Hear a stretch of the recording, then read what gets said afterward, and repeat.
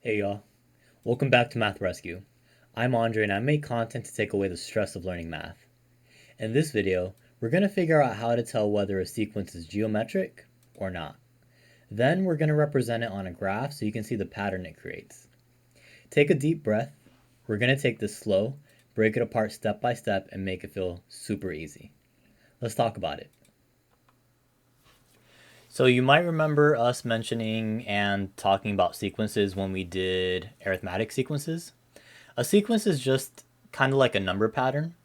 And then you can have special type of sequences that have special characteristics. So for example, an arithmetic sequence means that you're adding the same amount every time. A geometric sequence means that you're multiplying the same amount every time. And sometimes that multiplication could feel like division if we're multiplying in a fraction. The same way for arithmetic sequences, if we're adding in a negative, it'll feel like we're subtracting the same amount every time. So this question wants us to identify what type of sequence we have, what type of number pattern we have, and then from there we'll go ahead and graph it.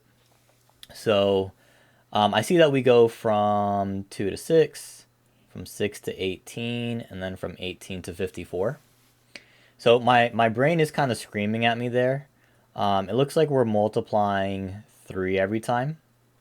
So since we have a constant multiplier, aka a constant ratio, I can go ahead and determine that this is geometric. Now, 2 to 6, 6 to 18, those are really nice values. They're really simple to find.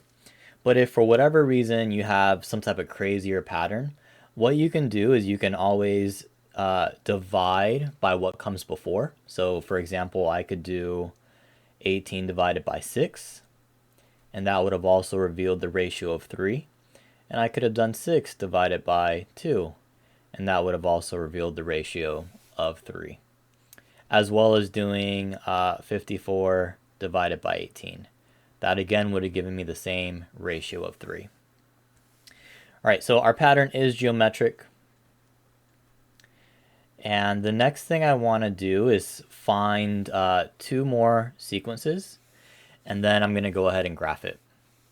So 54 times 3 is going to give me 162. And 162 times 3 is going to give me 486. From here, you might be wondering how we're going to graph this. So the location that it's in the pattern is going to be the x values here. And the actual sequence value, we call that our term value, is going to be the y-axis. So this will be 1, 2. Let me actually turn this into a table.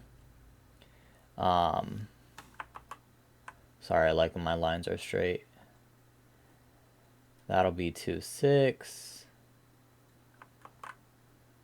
Sometimes this auto corrects the lines to be straight. Sometimes it doesn't. That'll be 318 and then 454.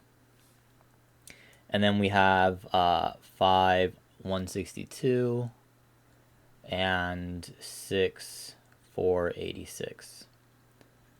All right, so let's graph these. So 1, 2 is definitely going to be like down here.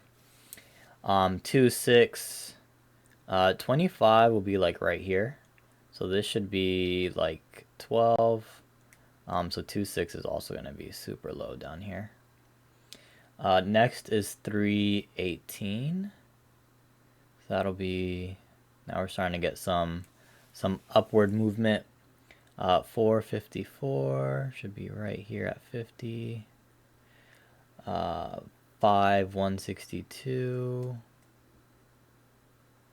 That'll be right here. And then 6, 486.